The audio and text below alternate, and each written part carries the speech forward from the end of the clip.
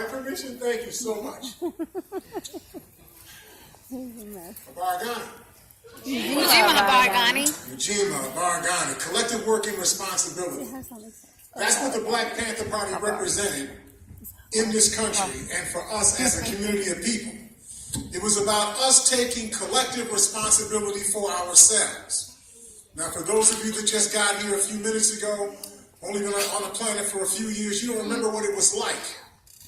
You don't remember what it was like to be on Jefferson Avenue and to have people come down Jefferson Avenue in pickup trucks with their hoods on and having shotguns pointing out the windows, calling you nigger in your own community. You don't remember that. But I do. I remember following some of those people home to their community and visiting on them what they attempted to intimidate to us. That's right. This is what I learned. Sam will bear witness to this. Nothing stops a conflict unless you raise the price of that conflict so it's too high for one or the other side to pay. Whoa. We raised the stakes. That's right. That's what the Black Panther Party was about. Now, I didn't join the Black Panther Party in Buffalo. I did work with the National Committee to Combat Fascism, which was a mass organization of the Black Panther Party in 69 and 70. But I actually left Buffalo. I left Canisius College and went to New Haven, Connecticut, and I joined the party there. I became a part of the Ministry of Information. I spent 6 months there because I have a little bit of a capitalist, thing inside of me, and you'll have to forgive me for that. But I didn't have a job in New Haven, and they gave you a nickel for every Panther paper that you sold. So I sold almost 4,000 Panther papers a week by myself. And I made $200 a week selling Panther papers. And some of y'all might think, boy, that's an avaricious young man. Yeah. But I think about the 4,000 people that received the information from the Panther paper. Right. Because I was willing to stand up under a light on Sylvan Avenue, on Dixwell Parkway rather. I would stand up under the light and make the traffic stop until you would tell me no or buy Panther paper, 25 cents a piece. But that was the way the Panther Party was organized at that time. It was organized as an instrument for us to be able to defend ourselves in a nation that you are supposed to be a citizen in, where your police were supposed to defend you. Right. But in the nation that I live in, we had to defend ourselves from the police.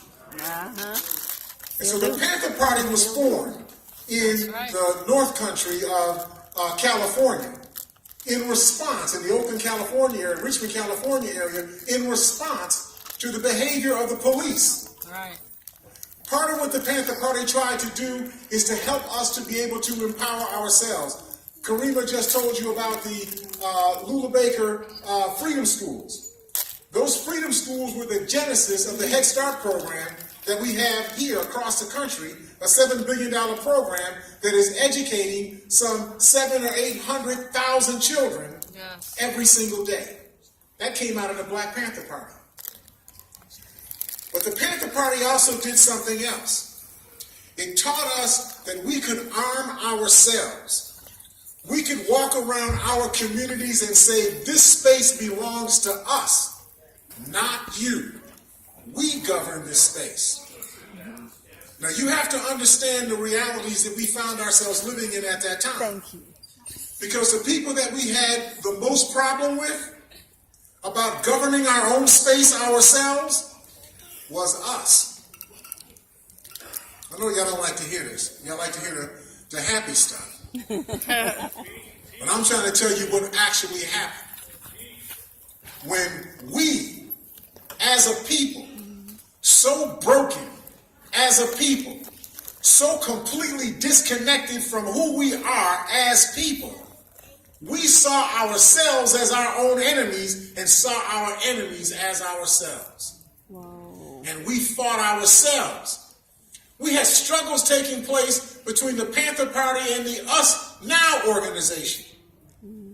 Fighting over who was the blackest, who had the most stake, the most equity in defending our community.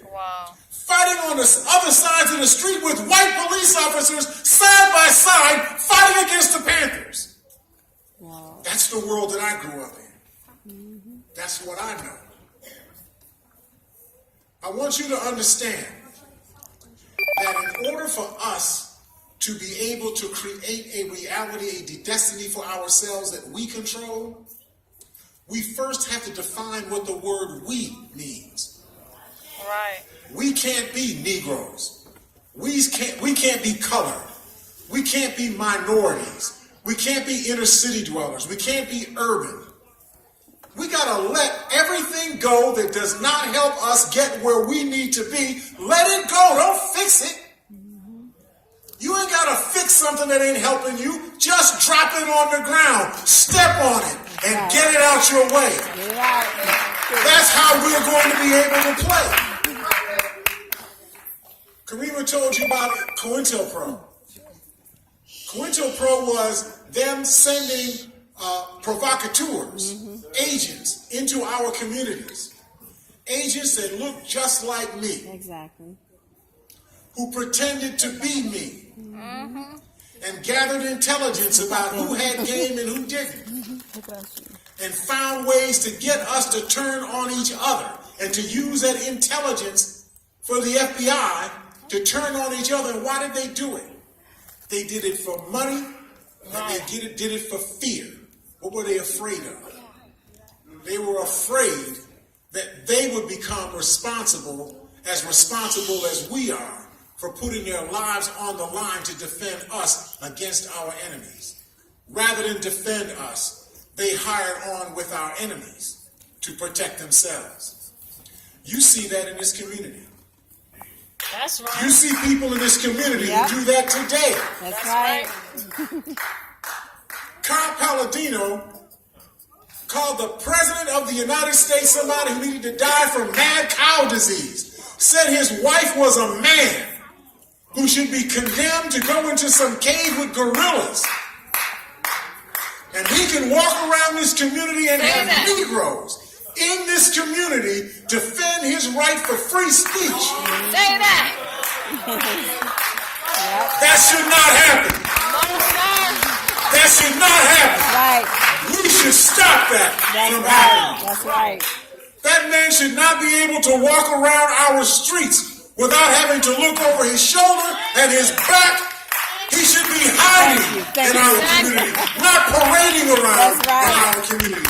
That's what the Black Panther Party did. I had a holster that held my shotgun on this side. And I had a holster that held my sword on this side. And I had a band of bullets that went around my body. And we stood up and down Jefferson Avenue when I formed the Progressive Black People's Party, which was our model, a local model of the Black Panther Party. We set up liberation schools across this city. And we declared our space to be ours and ours alone. And we backed people up. We told the police, even the black police in our community, you live here because we say you can. You live here by our permission. You have to become people who are willing to lock arms with each other and defend each other, even from the predatory madness in our own community. Defend us from that too. Because we cannot win unless we first decide that we are us. We are us to the exclusion of anybody else. We are Africans. I don't have to be mad at anybody else. I ain't got to waste my time hating anybody else. All I got to be focused on is us. What do we have to do to create our reality ourselves? When you see a child in the 3rd grade who can't read yet, you have to come and get that child. You can't talk about what the school system ought to do. They're doing their job. They're failing your children. That's right. That's what they do. Teach on that. That's right. You got to do your job. Take that child, put that child on your knee, and put their finger in the book and make them read. Don't let the child leave school at 2:45 and run the streets. Right. Every single church, black church in this city, ought to have 25, 30, 35, 50 children every single night Exactly. in a room in that church. Yep. Right. Doing extracurricular activities, reading, writing, learning, studying, growing, becoming the African people that we are. Exactly. Transform ourselves. Don't wait for somebody else to transform us. They already transformed us. Let me just give you a very quick analogy. If somebody broke one of your arms, and all of a sudden you found that your arm didn't work, it just hung there. And I come to you and say, listen, I got some game for you. I'm going to cut your arm off. I'm going to take this broom handle over here. I'm going to break it in part. I'm going to put a hinge on it and some strings, and I'm going to tie it to your shoulder so that you can pick some things up with your broom arm. Some of y'all know what a broom arm is, right? It's your broom arm. Would you feel that I was whole? Would you feel that I was well? No. Would you? No. No. I'm just sick. I just got a broom handle instead of an arm, but I'm still sick. The definition of being well is to be what you were before you got sick. You were not an American when you were well. You were not an inner city dweller when you were well. You were not a nigger when you were well. Right. You were an African. You have to resurrect yourself as an African. So we have to take, you heard Brother Kamal talk about cultural nationalists. Cultural nationalists had two forms. They were sort of culture nationalists and religious nationalists. You know, I got my religion from Africa. I got my culture from Africa. You know, we wore our kufis, and I know y'all see me with my dashikus every day and so on. You know, you just caught me on a off day today. But you know, that's what the cultural nationalists were all about. Well, they were about that, and we used to judge them. Those of us that were in the, we fight back, movement. Those of us that carried our guns. We said, well, the cultural nationalists don't fight. They just talk about Ujjawa Black Power, but they don't fight. That's not true. The East organization were Ujjawa Black Power. They fought. There had black people in every sphere that fought each way. What we should have learned and should learn for today is that the spirit of the Black Panther Party for taking control of your space yourself and defending your space with your life if necessary. That has to be merged with the cultural nationalists who sought to rescue us from the ideation that was placed inside our heads by our enemies who taught us even to this day to call ourselves niggers and put our arms around each other talking about, this my nigger. Are you crazy? Are you out of your mind? How can you possibly think it's okay to call yourself a freak? To call yourself an inhuman creature? Somebody who is stupid?